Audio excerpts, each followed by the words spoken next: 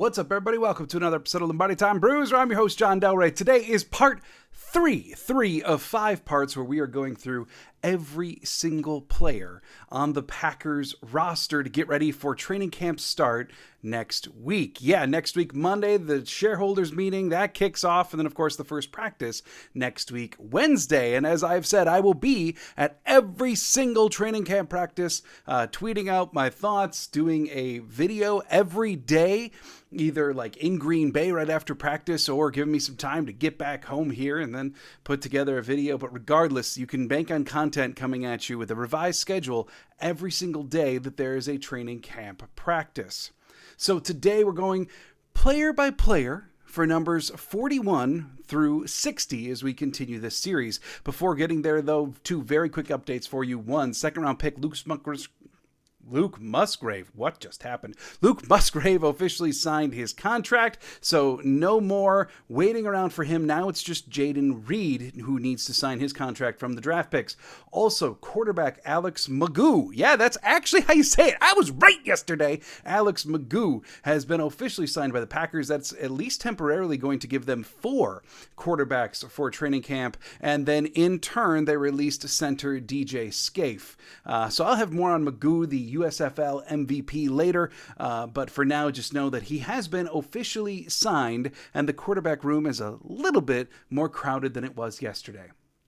So let's get through this ton of players to get through today, going 41 through 60.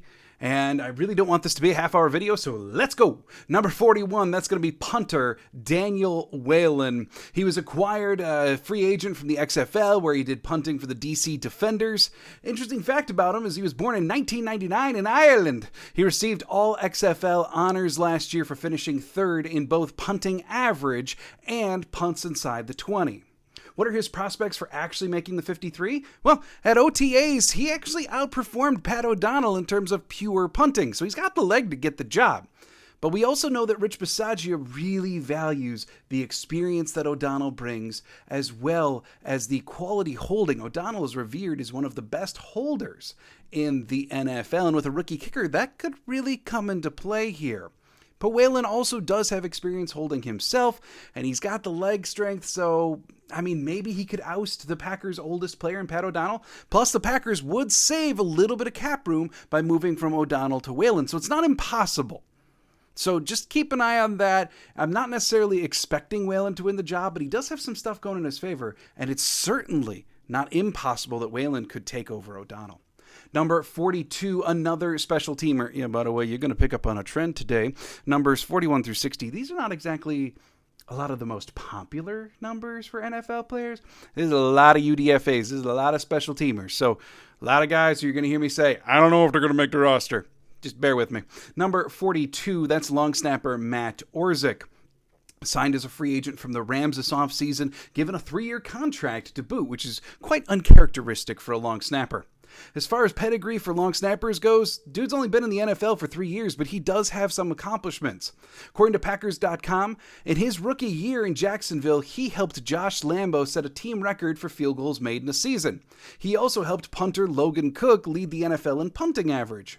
Then, after that 1 year in Jacksonville, he signed with the Rams, wound up winning a Super Bowl, and then over the 2 years, assisted kicker Matt Gay in having the 2nd highest field goal percentage in the NFL at 93.8. You can't really do that if you're a god-awful long snapper. So, what are the roster prospects here? Look, the Packers signed him to solve their long snapping problems. Jack Coco last year, while doing some good things, was up and down throughout the course of the year. So they went out and they got Matt Orzik. And not only did they go get him, signing a long snapper to a 3-year deal, that's a big deal. They made it a priority to go get him to be their new guy. And I gotta believe he's going to be their new guy unless we run into some real severe problems here. Now, number 43, this is one of those duplicate numbers that the Packers have issued multiple of, which they're allowed to do in training camp for players of different positions, especially considering how many retired numbers the Packers have. So, the first number 43 that I'm going to talk about, and Thomas, I know you're out there, I hope you're listening, because you have given me grief since the draft about not talking about long snappers enough, so here it is just for you. 43A, that's Broughton Hatcher. He was a UDFA minicamp tryout, went to school at Old Dominion. Interesting fact about him is he tied the single-season record at Old Dominion for tackles by a long snapper with 4. There you go. That's Broughton Hatcher. Look, the Packers like to employ multiple long snappers in training camp. Why? Because then they can have a punter do drills and a kicker do drills, or 2 kickers. Like, you see what I'm getting at here? You need 2 long snappers in order to run multiple special teams drills at the same time. And sure, maybe Hatcher will outperform Orzik and he'll get the job, but I would be very, very surprised. Realistically, Hatcher is here to be a training camp long snapper, gives him some NFL exposure and experience, hoping that he can latch on somewhere else. But I gotta believe that the Packers are going to prioritize giving this job to Matt Orzik. Now, number 43, off the long snappers. We covered both of them on the 91 man. So moving on, 43B, that is corner Keandre Thomas. He was originally acquired as a free agent from the Chargers originally. He was on the practice squad all of last year. In fact, in the preseason last year, he racked up 8 tackles and gave up only 1 catch on 7 targets. His prospects, maybe a little bit better than you think. The Packers really like him. After that really, really strong preseason last year, it kind of came between him and, like, if you recall, if you were one of the OGs of this channel, you were here all the way back last August, you recall the crush that I had on Rico Gafford. Well, Keandre Thomas was right there with Gafford. It was kind of the 2 of them as the dark horses to potentially make the roster. Thomas nearly did it. Packers hung on to him all year on the practice squad, and they did so for a reason. But still, at the cornerback position, this is an overloaded spot. You've got Alexander, Nixon, Douglas, Stokes. That's already 4. And then you're going to get into Carrington Valentine, a draft pick. Corey Ballantyne, one of your special teams aces, Shamar Jean-Charles, who's been on the roster multiple years, and then you're getting, see what I'm saying, Thomas is kind of down the list. Could he usurp those last couple? Could he force them to cut Carrington Valentine even though he was a draft pick? Sure, but it's going to take an even better preseason than the one Thomas had last year, and that's asking quite a bit. Number 44, that's going to be Henry Pearson, UDFA from Appalachian State. He was most definitely an inline tight end at Appalachian State. But something that a lot of people don't realize is that he actually spent nearly a quarter of his pass play snaps in the slot. This is a highly versatile player. Keep in mind, the Packers are listing him as a fullback. So he played tight end at Appalachian State. And at Appalachian State, he did a lot of the H-back stuff like Josiah DeGuara. And now the Packers outright list him as a fullback and not a tight end. So what is the path to a roster spot in the modern day NFL for a fullback? Well, there isn't one, to put it real simply, unless he becomes invaluable in something that they just can't let go. What are you going to do? Give him the running back 3 job? No, that's probably going to go to Nichols, Taylor, Goodson, one of them. What are you going to do? Keep him at tight end? I mean, he's going to have to probably jump over Austin Allen in the rankings then and force them to cut Tyler Davis, last year's special team snaps leader. So where he go?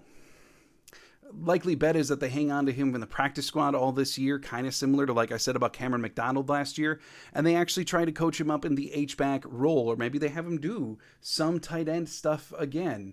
But the likelihood of Henry Pearson making it as a fullback or as a tight end in this roster, not high.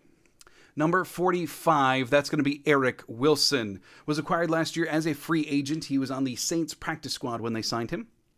Eric Wilson has a very, very interesting history, especially for someone that they signed off of the practice squad.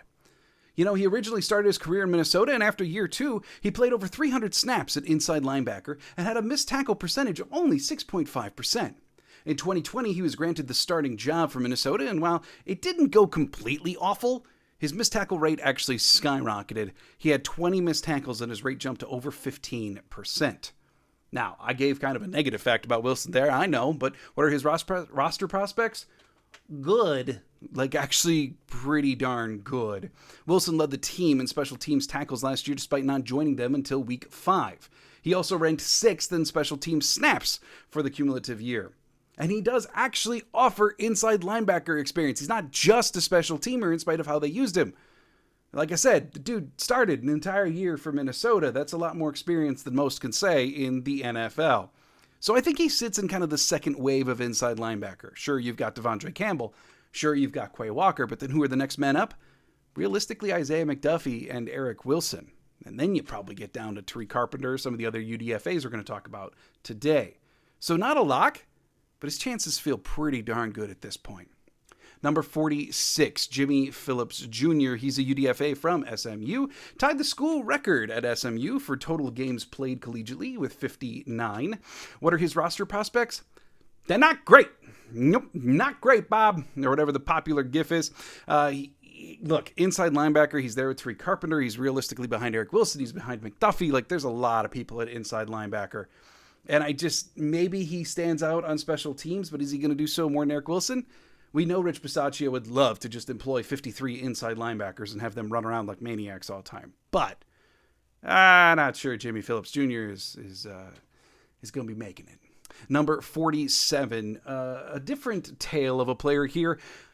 Justin Hollins. He was a free agent acquired from the Rams after they let him go about 2/3 of the way through the season last year. He appeared in only 6 games for the Packers after being let go, but in that time he amassed 9 pressures and 3 sacks, according to PFF.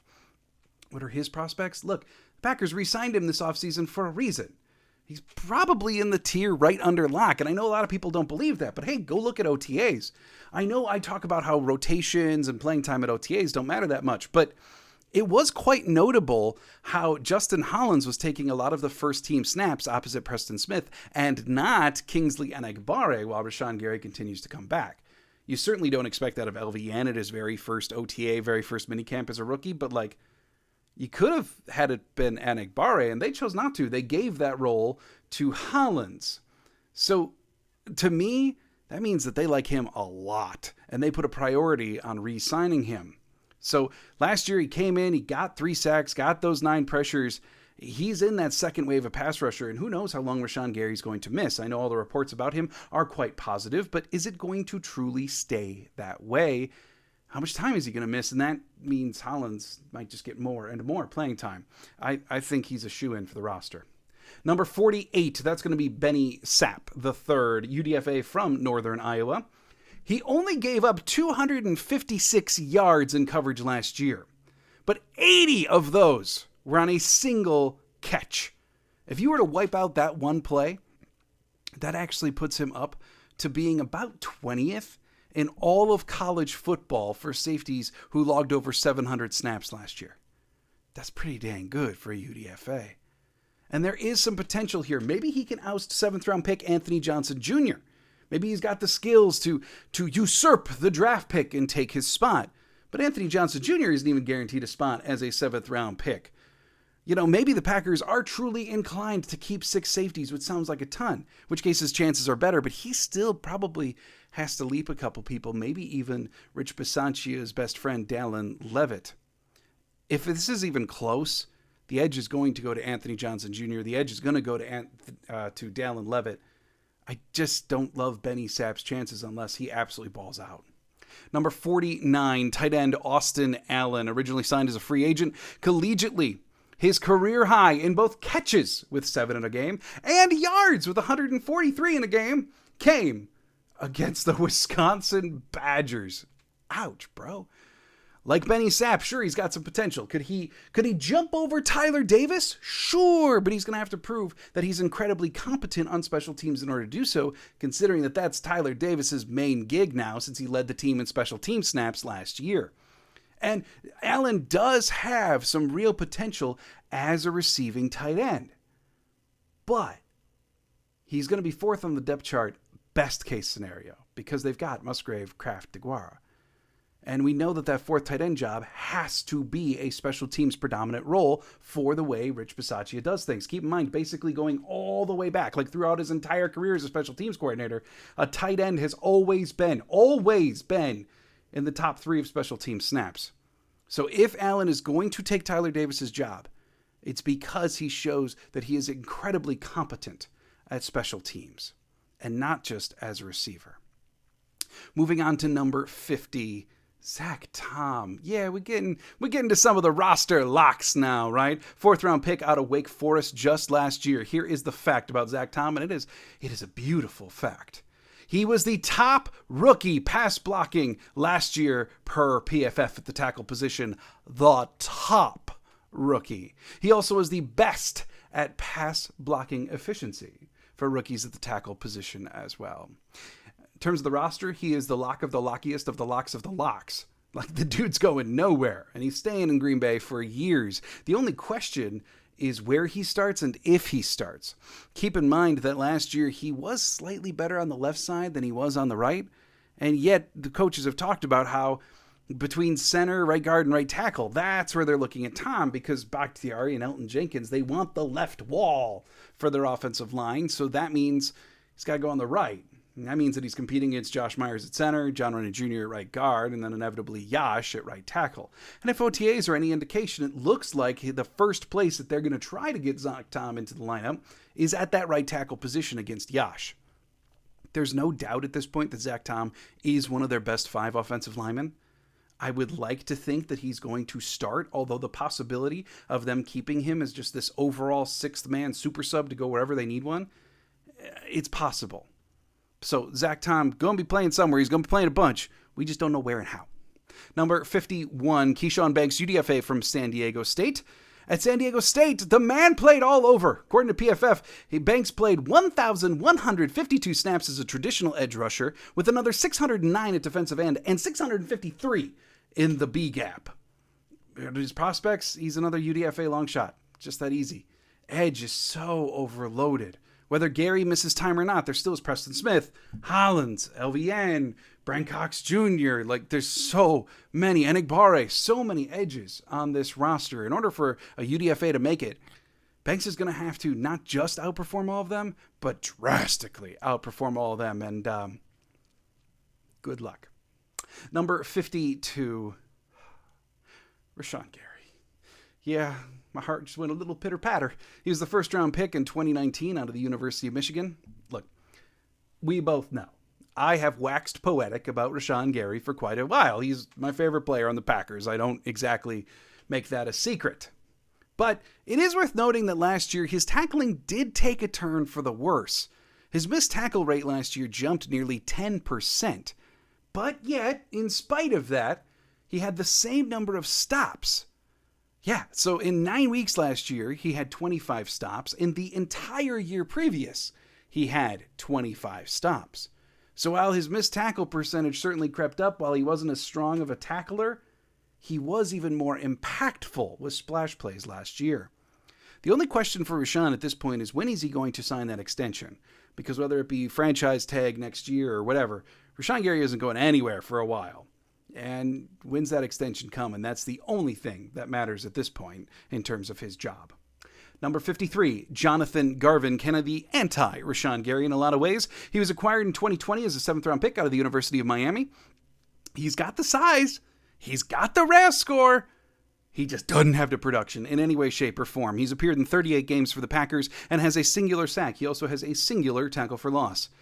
Look, he's more than likely on his last life in Green Bay. He has been, as the Packers have rotated body through body through body at the edge position over the last couple of years. Keep in mind how many guys, because they haven't been this loaded for years, keep in mind how many guys have been practice squad elevations or up and down type players to really fill out when there's been injuries. And Garvin has been solidly in the mix there, but the Packers don't have to do that anymore moving forward. So I just don't see how Garvin is going to hang on anymore. The productivity hasn't been there. And now they've got shiny new toys that they could employ more easily. Number 54, Ladarius Hamilton, much in the same boat as Jonathan Garvin. He was acquired from the Buccaneers. He was on their practice squad. Packers signed him. He was on their practice squad all of last year. Interesting fact about him, though, during his career at Corrigan Camden High School, Hamilton played up to 6 positions at times. It's believed that he played offensive tackle, defensive end, linebacker, tight end, long snapper, and at times was even their kicker, which is fantastic. I feel like a broken record today, but look, he was on the practice squad all last year. They did elevate him occasionally, but they got a whole bunch of new edges now. And I'm just not seeing how Ladarius Hamilton, Garvin, any of that crew of last year continues to stick around with the position so much more convoluted. Number 55, one of the guys who's actually entrenched at that position would be Kingsley Agbarre, the 5th-round pick from South Carolina in 2022. Amongst all rookies with at least 150 pass rushing snaps at the edge position last year, his PRP ranked 8th out of all rookie edges last year. Now, if you're wondering what PRP is, I'm going to reference PFF again. That is their fancy, combined metric for how many snaps did a guy play, and now factor in the hurries, the pressures, the hits, the sacks, the pass rate, run efficiency, whatever. It's their standard metric for combining all of that stuff together to say how good is a pass rusher. And Agbarre, at least when it comes to edges, with 150 pass rushing snaps last year, Agbarre was the 8th best. That ain't too shabby for a 5th-round pick. Now, what are his prospects? Good news! This dude's making the team, unequivocally. Now, I will say the Packers don't exactly completely feel like they found this diamond in the rough with Agbarre. A lot of people think that he was a steal coming out of the 5th round of the draft, but look, Agbarre played a bunch last year. They've got Gary, they've got Smith, and yet they still felt the need to go get a 1st-round edge this year in Lucas Van Ness. This isn't a knock on Agbarre. I'm just trying to feel out how the Packers feel.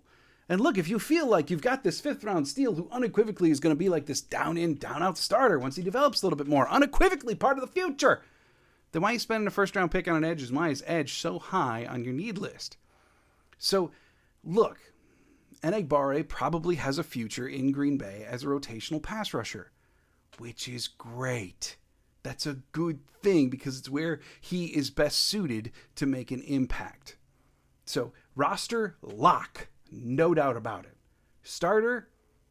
Maybe while Gary is out and LVN is developing, but not long term. Number 56, and I do apologize deeply if I'm going to say this name wrong. I've looked up different videos, different people who have tried to define this pronunciation, and frankly, all of them are just a little bit different, so I don't quite know which way to go here, but number 56, Kenneth Adenugu. Part of the NFL's International Pathway Program. If you haven't heard of this guy yet, this is one of the most fascinating stories on the Packers this year. And you've heard me talk about how the Packers have a 91-man roster.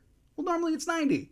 I haven't lost my marbles. It's the fact that he is an extra player on that 90-man roster. He's an exception to the rule. He participated in NFL programs in Nigeria. He played soccer growing up. Then all of a sudden he had this massive growth spurt and he started playing basketball. While playing basketball, basically some people said to him, hey, why don't you give football a try? And wound up participating in some of the NFL programs. Eventually, he was invited to the NFL touchdown camp in Ghana, where he was awarded the defensive MVP. Look, the dude is just learning football. About a year ago, he didn't know what a line of scrimmage was. And now he is number 56 for the Green Bay Packers. No, the Packers did not necessarily sign him. They were allocated him by the NFL. But he's 6'6", 259 pounds, and he has excellent burst and speed that were very much on display at OTAs. If he can learn the game, if he can learn how all of this works, maybe he can be something someday just based upon raw physicality. The great thing for the Packers, though, is for this year, he doesn't necessarily count against the rosters. Sure, they can put him on the 53-man. They can, in which case then he counts as one of the 53. But as of right now, he's an extra player on the roster. He's player 91 in what is most teams having 90. Same thing applies if they choose to put him on the practice squad this year. He does not count for their practice squad if they choose to put him there. He only counts if they put him on the 53. So the Packers have absolutely no penalty, no consequence for keeping him around at least on the practice squad throughout the course of this year to see if they can continue developing him as a prospect to get him into an active NFL game. That's my guess. He's probably going to wind up on the practice squad. It makes all the sense in the world. Absolutely pulling for him to eventually make it. Number 57, that's going to be Brenton Cox Jr., the UDFA from Florida. Not your typical UDFA, I'll get there in a minute. But in 2018, he was one of the top 20 prospects in the country. Collegiately, he peaked in 2021 in Florida with 8.5 sacks and 14.5 tackles for loss. Look, another interesting story. He originally, after being named one of the top 20 prospects in the country, he went to the University of Georgia. Then he got a ticket for having some marijuana and then wound up getting kicked off the team. He went to Florida. Then no one's quite sure what happened there, but he eventually got kicked off Florida. Now, when he did his pro day, Florida still let him work out there, so obviously the relationship isn't totally, decimated. But if you look at his skills, if you look at his productivity, if you look at everything about him, besides his behavioral history, this man is not a UDFA. He is substantially better than a UDFA. And the Packers may have gotten an absolute steal on their hands here if he can keep everything together behaviorally, mentally, emotionally, whatever is going on there, which, no one in my circle of things out here who just puts stuff on the internet knows for sure what happened. So one thing we can say is that he was originally busted for marijuana. This is not a guy who you've heard stories about, like, beating people, like manslaughter, whatever you want to say, right? So what are the problems here? What went wrong? Can he keep it together in Green Bay? If he can, he does stand a chance to make this 53. Absolutely he does. And keep the Packers keep 6 edge players. But can he? What exactly went wrong? How long is his leash? Is he going to make it? We just don't know. He's one of the most interesting players on this entire roster. Number 58, that's Isaiah McDuffie, originally a 6th-round pick in 2021, coming to us from Boston College. Pulled this from Packers.com because I thought it was super interesting. In high school, he was a two-way performer at linebacker and running back who played for his dad, head coach Stephen McDuffie, at Bennett High School in Buffalo, New York. He was a 3-time captain in high school and finished with school records for single season in tackles, single game tackles with 29, career touchdowns with 70, and career rushing yards of 5,529. What are his prospects? They're good. He's basically inside linebacker 3. He played 175 defensive snaps last year, 260 on special teams. The Packers like to plug him wherever he can go. By all accounts, he's next up on the depth chart following Devonta Campbell and Quay Walker. So he sticks. Next up, number 59, Devonta Campbell himself, originally signed in 2021 as a free agent from the Arizona Cardinals. His All-Pro 2021 really, truly came out of nowhere. Keep in mind, when he was first signed, the reaction was like, oh, well, that's a nice piece. Like, that'll work well for our depth. That's a good rotation piece. And then the dude became an All-Pro linebacker. Like, in 2019 and 2020, his PFF grades averaged out to be 50. Yeah, his overall defensive grades. One year was like 49-something, one year was 50-something. 50 was the average for 2 complete NFL years. All of a sudden, 2021, dude comes to Green Bay and it's 84, and he becomes an All-Pro. And I want to say this too. Joe Barry is a flawed defensive coordinator. Yeah, we know. You're going to hear me talk about that on watch parties all year long.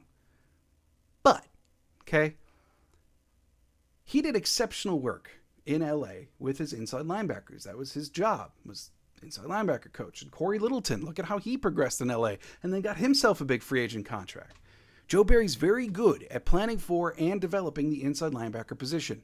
And one thing that I think gets overshadowed a lot in the discussion of Joe Barry is what inevitably was his hand in developing a guy who used to grade 50, now grades 84, and is an All-Pro inside linebacker.